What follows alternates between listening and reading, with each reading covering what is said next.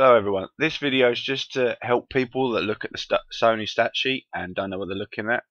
So I'm just going to go through some of it with you, just to explain to people how to look at it. You're going to see the weapon name, obviously that's easy to figure out. Empire, drop down menu, pick the one you want. Weapon type, if you're searching for like specific weapons like heavy assault weapons, light assault weapons, it's LMG for heavy assault, carbines for, I think it's light assault and engineers, and assault rifles for combat medics. Other than that, you can guess snipers, bolt actions, semi-autos for that. And the shotguns are pretty much for most. Heavy assault, engineer, light assault, then combat medic. So that's an easy one for you to get. Rocket splash damage, rocket damage and rocket splash damage. This is just for your anti-vehicle weapons. They mainly do upfront damage, but as you guess, when you're next to a vehicle or something like that, when it gets hit, you're going to take a little bit of damage, or when someone fires a rocket at you or at the floor. Do it that way. Bullet max and min damage. Some rifles, like a bolt action rifle, has a set max damage and does that over the whole distance. Or a semi-auto rifle, a sniper rifle, has so much damage at 10 meters, but less damage at 75 meters. It's the same for the LMGs and stuff. They're just slightly less, so you lose about 30% of your damage, maybe 25%, over a greater distance.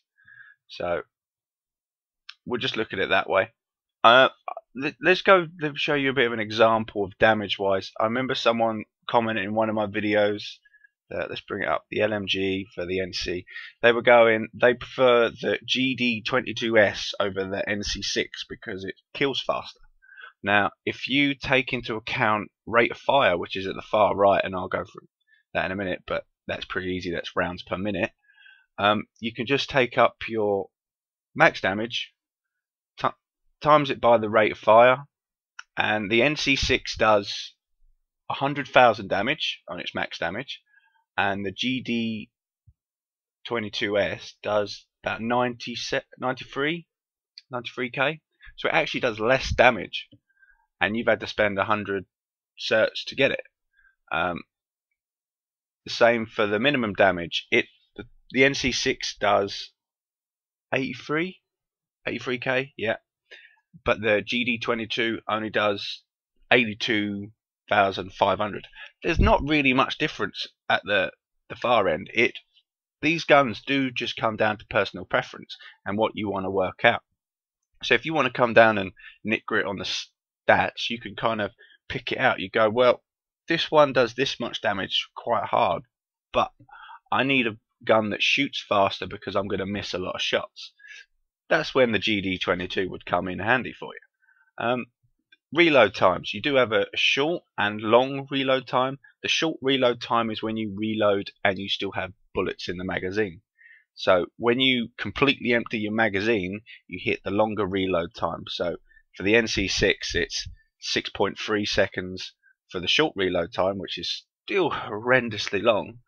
But then if I used all the ammo, I would then add another 1.1 seconds onto the reload time, which would make a extremely long reload even longer and more painful.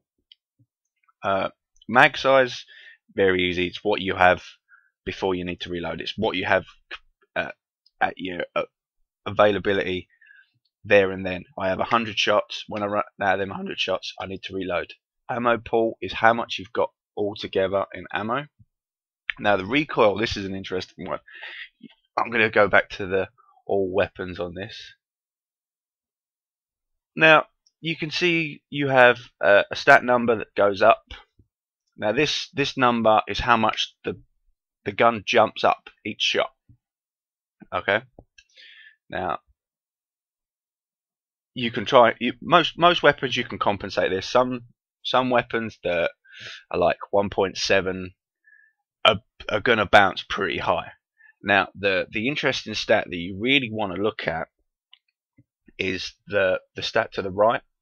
It has like an arrow either going up, left or right. Now if you get like an up well, you're always going to get an up arrow because that's the recoil up.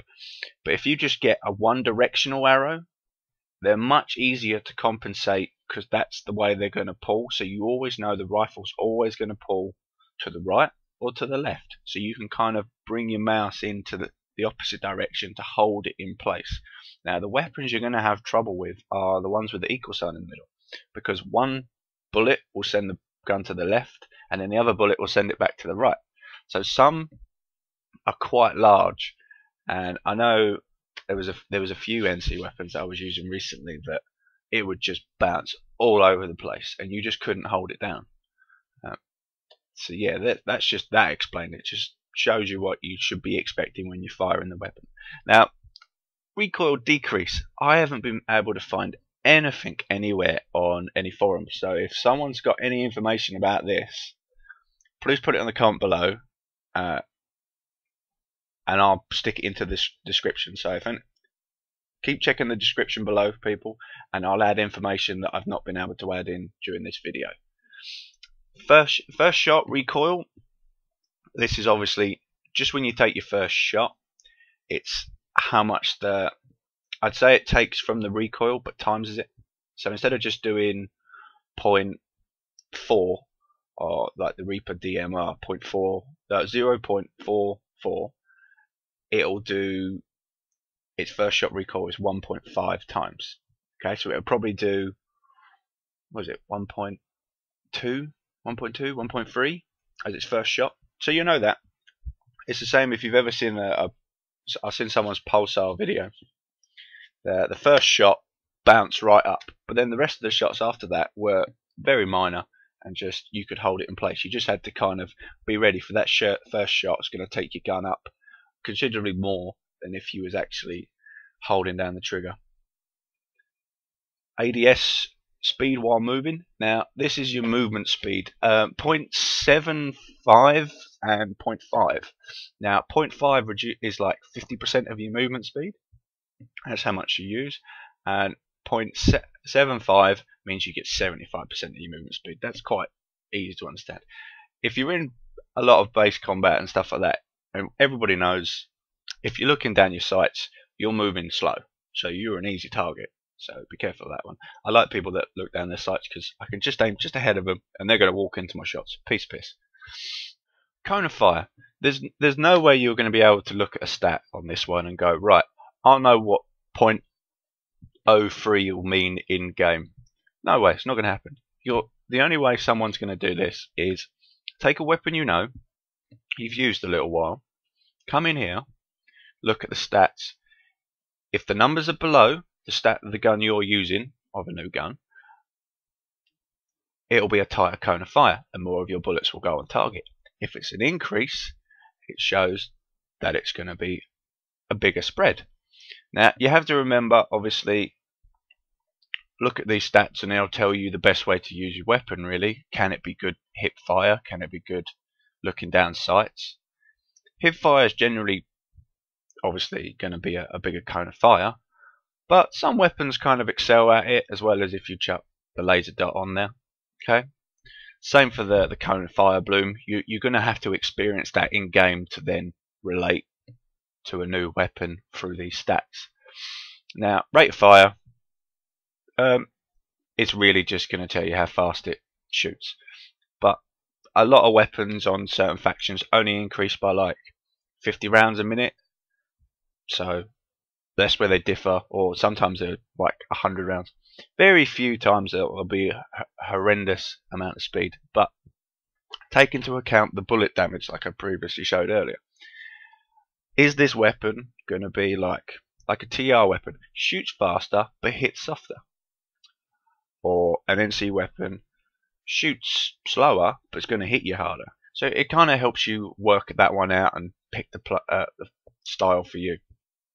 Now the projectile velocity, how fast the bullet travels, this just helps with bullet drop sometimes. The faster it travels, the less bullet drop you're going to get. But for assault rifles, you're not going to really want to care about this. It doesn't really matter that much.